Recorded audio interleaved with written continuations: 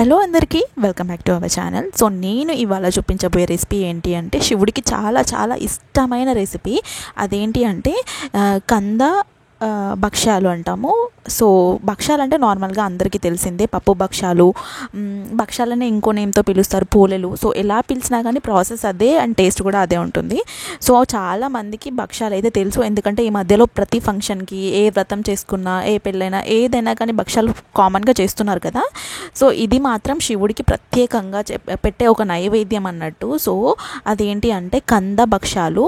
ఎందుకంటే ఆ రోజు ఫాస్టింగ్ ఉంటారు కదా, ఫాస్టింగ్ ఉన్న వాళ్ళు ఇవి తినొచ్చు. శివుడికి కందగడ్డలు అంటే చాలా ఇష్టం కాబట్టి వాటితో చేసే ఒక రెసిపీ అన్నట్టు. సో ఈ శివరాత్రికి మీరు కూడా ఇలా ట్రై చేస్తారనుకుంటున్నాను. రెసిపీ అయితే కొంచెం డిఫరెంటే ఉంటుంది. సో వీడియో ఎండ్ వరకు ఎక్కడ స్కిప్ చేయకుండా చూడండి.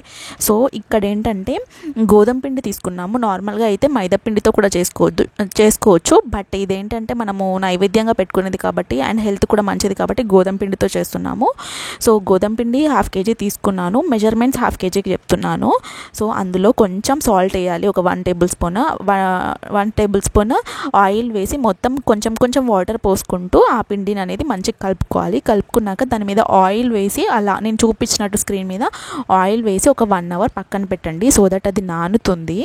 సో నానినాక అంతలోపు మీరు ప్రాసెస్ ఏంటి అంటే కందగడ్డలు, చిలకల దుంపలు అంటారు కొంతమంది, మా సైడ్ అయితే కందగడ్డలు అంటాము. సో అది ఉడకపెట్టుకోవాలి, సాల్ట్ వేసుకొని ఉడకపెట్టుకొని దాన్ని పొట్టు అనేది పీల్ చేసి అంటే తీసి దాన్ని మిక్సీ జార్లో వేసుకోవాలన్నట్టు.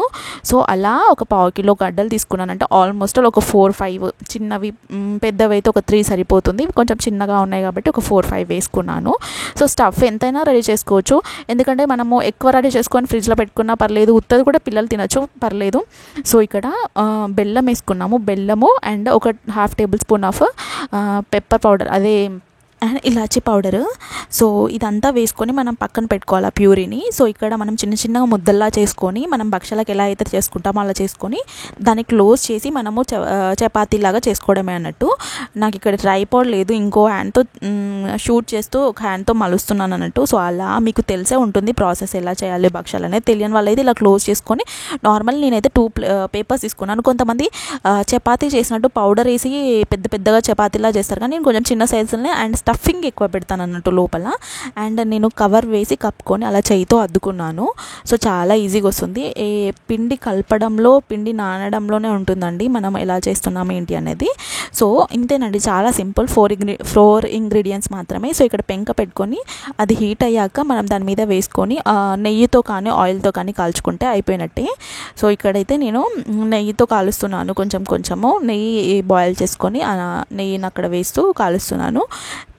సో ఎంతమందికి తెలుసు, నేను ఒకటి అడుగుదాం అనుకున్నాను. యాక్చువల్లీ శివుడికి మనము ఉపవాసం ఉంటాం కదా, ఉపవాసం ఉన్నప్పుడు ఫ్రూట్స్ కానీ లేకపోతే ఏమైనా మిల్క్ కానీ తిని ఉండొచ్చు అని అంటారు. కొంతమంది అసలుకే ఏం తినరు. బట్ నార్మల్లీ అయితే శివుడికి కందగడ్డలు, భూమిలో నుంచి వచ్చిన కందగడ్డలు అంటే చిలకల దుంపడు చాలా ఇష్టం అంట.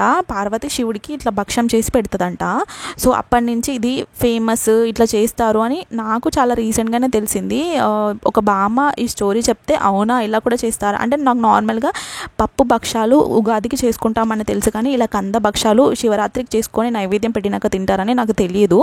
సో ఇది స్టోరీ అన్నమాట. ఆ బామ్మ చెప్పినట్టే ఇంగ్రీడియంట్స్ అన్నీ కలిపి చేసామన్నట్టు. ఇది ఎంతమందికి తెలుసు, ప్రీవియస్గా ఎవరైనా చేసుకొని తిన్నారా, ఇదే నేను చెప్పడమే ఫస్ట్ టైమా, ఒకసారి కమెంట్స్లోనైతే చెప్పండి.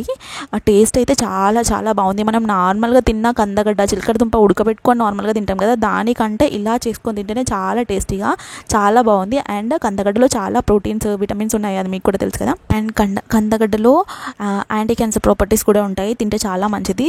పచ్చివి అయినా నార్మల్లీ కొంచెం ఆయిల్ వేసుకొని వేడి చేసుకొని తిన్నా కానీ చాలా బాగుంటుంది. ఒకసారి ట్రై చేసి చెప్పండి.